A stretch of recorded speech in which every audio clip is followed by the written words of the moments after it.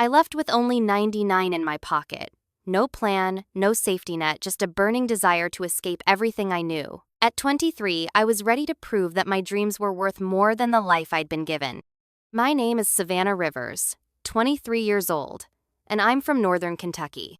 I had spent my whole life living under other people's expectations, doing what I was supposed to do. Graduate high school with honors, go to college, get a job, settle down. It was a good life, but it was not my life. My parents never understood. They thought I was crazy when I told them I was leaving. "Where will you go, Savannah?" my mom asked, tears in her eyes. "You can't just throw your future away. You have nothing." But they didn't get it. I didn't want the life they had planned for me. I didn't want to be stuck in a town where everyone knew everyone's business, where ambition was a word you only heard in movies. I wanted more. I was suffocating, and I knew the only way out was to take the leap no matter the cost.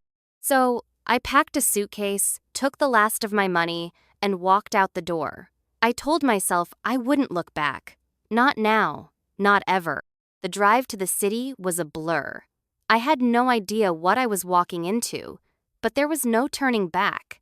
The city swallowed me whole.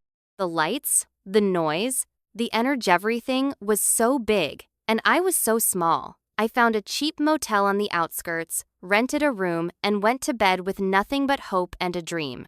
The next morning, I woke up to a cold, hard truth. I was completely on my own. The city felt like a maze, and I was lost. With only 99 to my name, I had to find work, fast. I knocked on doors, sent resumes, and waited. Hours turned into days. Rejection after rejection. "We're looking for someone with more experience." "Sorry, we need someone with a degree." Every no felt like a knife to the heart. Was I really making a mistake? Was I really just some foolish girl chasing an impossible dream? But then, one day, I found my first job as a receptionist at a tech startup. It wasn't glamorous, but it was a start. I felt the weight of every penny slipping through my fingers, but I couldn't stop. This was the only way forward, and I wasn't going to let fear win. I remember the first few weeks. I was invisible, just another face in a sea of employees. The CEO barely noticed me, and the other employees? They saw me as a temporary solution. But I wasn't here to be temporary. I was here to change my life. So, I did something I had never done before. I spoke up. I asked questions.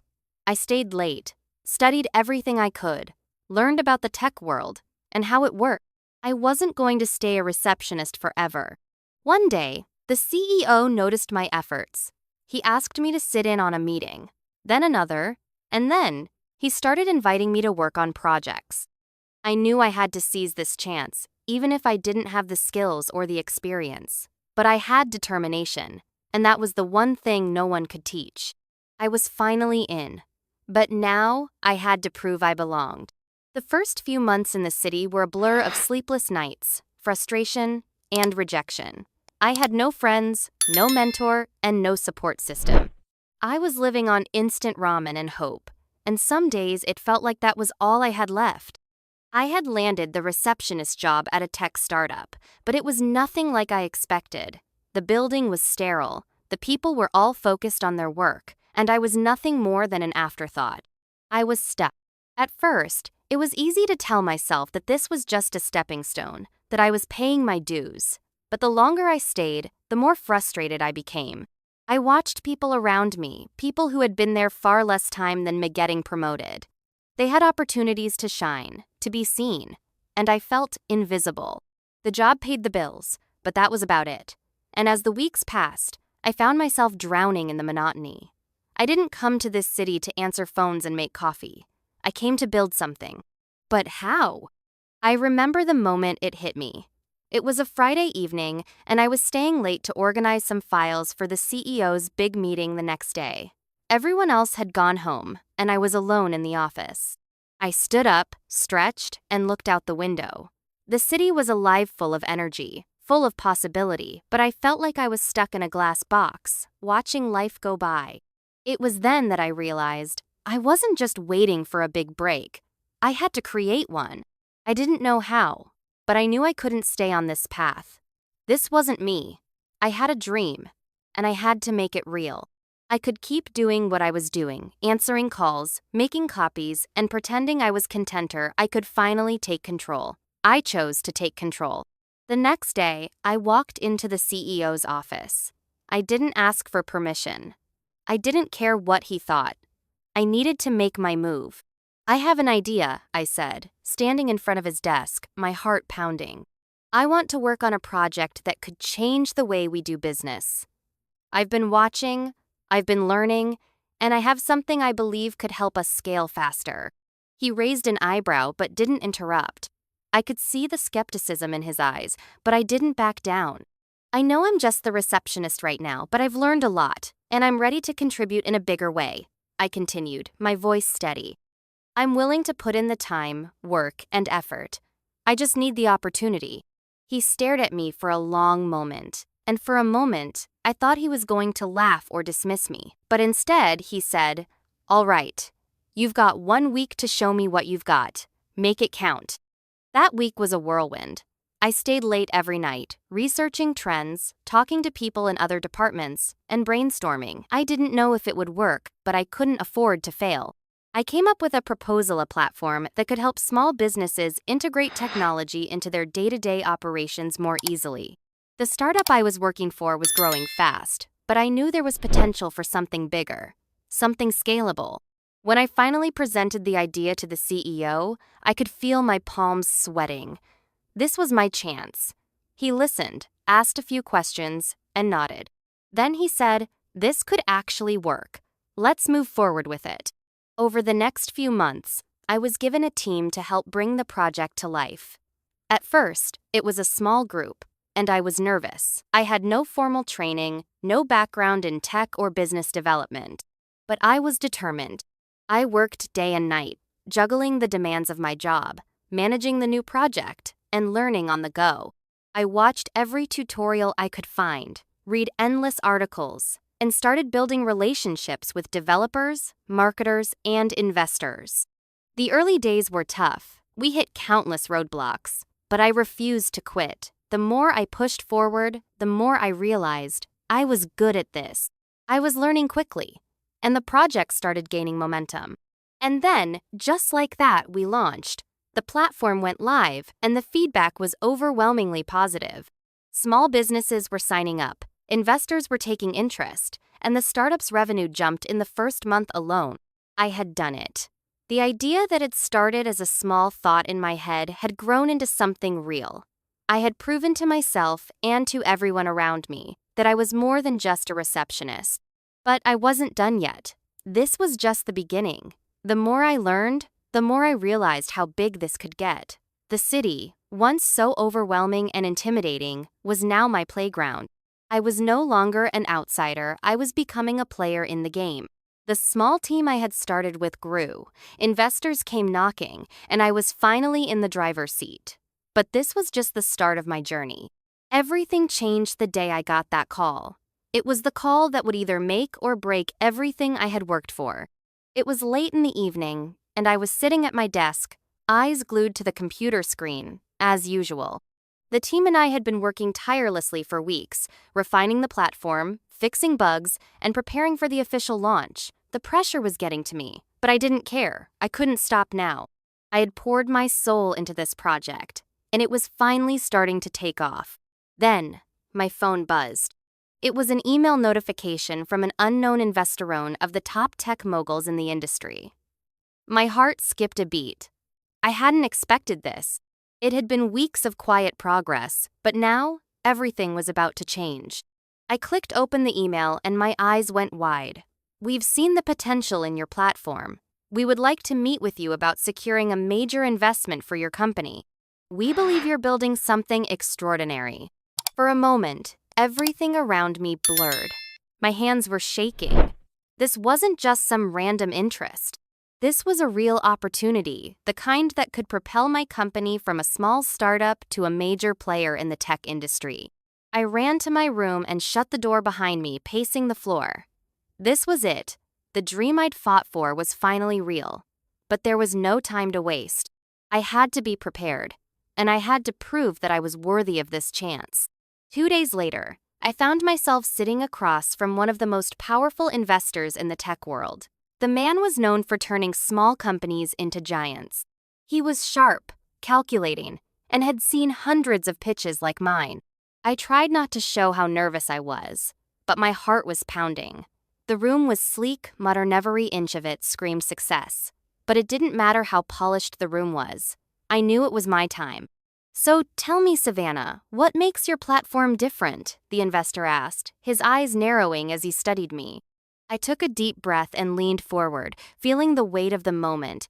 This was my chance to prove that all my hard work wasn't a fluke. We're not just another tech platform. We're about empowering small businesses to access the tools that large corporations have been using for years. We're building a bridge between innovation and practicality. This platform will give businesses the tools they need to thrive, no matter their size, I said, my voice steady now. The investor's expression softened, just a little. "Impressive," he said. "You've built something that has potential. But potential alone isn't enough. We need proof." He handed me a file. It was a detailed plan for expanding the platform and securing more clients. My hands trembled slightly as I read the numbers, the strategies, the goal. This was more than I had ever imagined. The stakes were higher than ever. "This is your final test, Savannah," the investor said, leaning back in his chair. "If you can meet these goals and prove that your platform can scale quickly, we'll invest. But if not, well, let's just say you'll have to rethink your strategy." I looked at the plan, then back at him. My gut twisted, but I knew what I had to do. I couldn't back down now. This was the moment where I either succeeded or failed. "I'll do it," I said, my voice clear and firm. "I'll make it happen." The next few months were the most intense of my life. I had a team now, but it felt like I was carrying the weight of the entire company on my shoulders. We worked late, every night, adjusting our strategies, improving the platform, and pushing to meet the investors' demanding goals. But the harder we worked, the more we succeeded. Clients were signing up. The platform was gaining traction. Investors were starting to take notice. The growth was exponential, and I knew this was what we had been working toward. I pushed harder than I ever had before, even when the pressure felt unbearable. The investor called me often, checking in on our progress, demanding updates. But instead of overwhelming me, the pressure fueled me. Every success was a victory not just for me, but for the entire team who had believed in this vision. Then, one evening, after a grueling day, the phone rang. It was the investor again. My hands were shaking as I answered. "Savannah," he said, his voice calm but full of purpose. "You did it. You've exceeded the expectations. We're ready to invest." My heart nearly exploded with relief and excitement. We had made it. The company was no longer a small startup. We were now a force to be reckoned with in the tech world. As soon as the investment was secured, we started scaling, hiring more staff, developing new features, and expanding our services to new markets. The business began to flourish. And through it all, I couldn't help but think back to the young girl from northern Kentucky, with 99 in her pocket and nothing but a dream. I had fought for this moment, worked tirelessly, and now I was seeing the results. With success came new challenges. And with every victory, a new battle was waiting just around the corner. The deal with the investor had pushed us to new heights. My company was no longer a small, scrappy startup. It had become the rising star in the tech world. Rivers Tech was growing fast, attracting media attention, and clients were flocking in. But success didn't mean things got easier. If anything, the stakes were higher than ever. The pressure was on. Scaling meant new risks. As we expanded, I felt the weight of leadership pressing down on me more than ever. I couldn't afford to make mistakes, not now. Not when everything I had worked for was on the line. But the hardest part wasn't the long hours or the sleepless nights. It was the constant battle to stay ahead of the competition. Every week, a new competitor emerged, copying our idea, trying to undercut our prices, and offering the same service. But they didn't have what we had. They didn't have the vision. They didn't have the drive. And they certainly didn't have the passion I had for this company. The tension came to a head during a major presentation in front of a group of new investors. We were pitching our next big Expansiona global platform for businesses to collaborate seamlessly. This was the next step, the one that would push us into new territories, new markets, and secure our place as a global leader. But everything that could go wrong did. The software crashed right before the presentation. The demo failed, the slides didn't load, and the investors were visibly frustrated. I could feel my stomach knotting. This was the moment I had worked for, the moment that could make or break everything. The room went silent. The investors were disappointed, some even looking at their watches. I stood there, frozen for a second, before I did the one thing that came naturally. I took charge. I turned to my team, who were scrambling to fix the issue, and then to the investors. "I'm sorry about the technical issues. This is a challenge we're addressing immediately, but let me show you why this platform is still the future," I said, my voice steady, despite the chaos around me. With no demo to fall back on, I told them the story of Rivers Tech. I talked about where we started, the risks we had taken, and the results we had delivered. I shared our vision for the future, not just numbers or features, but the impact we wanted to have on the world. I spoke from the heart, hoping they could feel the passion and drive that had gotten me this far. And in that moment, I knew it worked. The investors were impressed by the honesty, the passion, and the raw ambition we had. They understood that the future of technology wasn't just about having the best product, it was about having the right people driving it forward. As the company continued to grow, so did the challenges. We expanded into international markets, hired new talent, and launched new products. The pressure was unrelenting, but it was also exciting. Every new market felt like a new frontier, and I thrived in it. But with growth came new dynamics, new team members, new leadership challenges, and, most importantly, new doubts. The bigger we got, the more I questioned if I was the right person to lead this empire. I had started with nothing, but now I was responsible for hundreds of people, with millions of dollars on the line.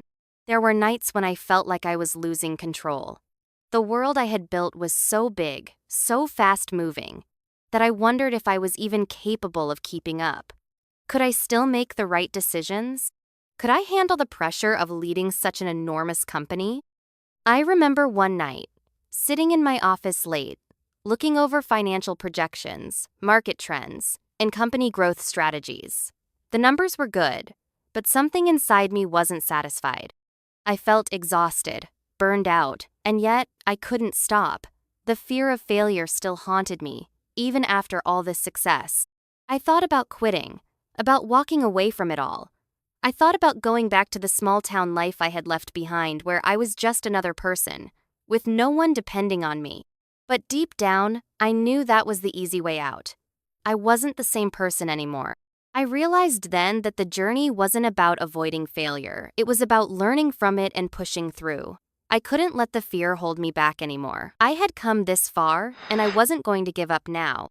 The next day, I walked into the office with a renewed sense of purpose. I gathered the leadership team and told them that we were going to take things to the next level. No more doubts, no more hesitations. We were going to keep innovating, keep pushing boundaries, and keep evolving. And just like that, I felt the weight lift off my shoulders. The fear had been replaced with confidence. I had proven that I could do this. And I knew that there were still many more chapters to write in this story. The moment I realized I had done it, really done it, was the moment I stood on that stage, looking out at the crowd. The applause was deafening, but all I could hear was the quiet voice inside me saying, "You're exactly where you were meant to be." It had been years since I walked out of that small-town life, with nothing but 99 in my pocket. Now, as I stood on stage at the company's first major global summit, my hands were steady. The investors, the media, and the world were watching. But I felt a sense of calm I had never experienced before. This was my moment. The journey had been long and grueling. But as I looked around at the employees I had brought on board, people who had become a family to me, I realized that every sacrifice, every sleepless night, had been worth it. Rivers Tech was no longer just my dream. It had become a global force. We had expanded into dozens of countries, transformed thousands of businesses, and created a platform that helped small companies grow, thrive, and compete on the world stage. But this wasn't the end. It wasn't just about building a billion-dollar company. It was about creating something that could make a lasting difference, something that could empower others to achieve their own dream. I stepped off the stage and walked toward the back of the room, where my team was waiting. They looked at me with admiration, but I saw something more. They saw possibility in themselves, just as I had seen in them from the beginning. We had all come so far, and now, we were going to take it even further. But as I looked around at the crowd, the applause still ringing in my ears, I realized something even more profound. This was just the beginning. The investors had been thrilled with our results. The press was buzzing with excitement, and the world was finally taking notice. But in the back of my mind, I knew the real challenge was still ahead. How do we keep growing? How do we ensure we stay true to our mission while scaling even further? I walked into my office later that evening, feeling the weight of what had just happened. But it wasn't a burden, it was a reminder.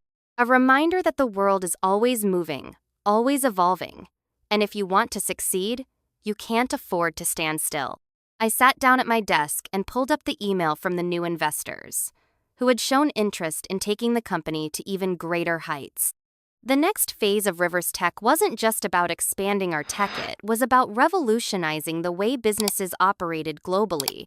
This was the moment I had dreamed of, not just to be successful, but to transform industries, to create something meaningful that would impact lives for generations to come. And yet, even as Rivers Tech flourished, I knew that it wasn't just the company I had built. It was the person I had become along the way. I was no longer the girl with 99 in her pocket, afraid of failing. I was Savannah Rivers, the woman who had risked everything, fought for everything, and achieved more than anyone had ever expected. The fear that had once held me back had been replaced with something far stronger, a quiet confidence, a belief that if I could make it this far, there was no limit to what I could achieve. As I looked out the window of my office, watching the sunset over the city skyline, I realized how far I had come. But I also realized this: I was just getting started. The world was full of people with dreams just like mine, people who wanted to build something of their own, people who needed a chance to prove themselves. And that was going to be my next mission: to help others, to pay it forward and give them the opportunities I once wished for. As I stood there, reflecting on my journey, I knew that my story wasn't the end of something, it was the beginning of a legacy. I had set out to build an empire, but what I had built was something far more powerful: a platform for others to find their voice, their success, their own path. This isn't the end of the story, I thought to myself. It's just the beginning. And for the first time, I realized I wasn't just chasing success. I was shaping the future. Wow, if you've made it this far, you can truly feel the power of Savannah's journey. From a girl with only 99 in her pocket to a woman who built her own empire, this story isn't just about success, it's about the power of never giving up. If this story has inspired you, please like this video and share it with anyone you think needs that spark to change their life too. Don't forget to subscribe for more real-life stories, powerful comebacks, and motivational journeys every day.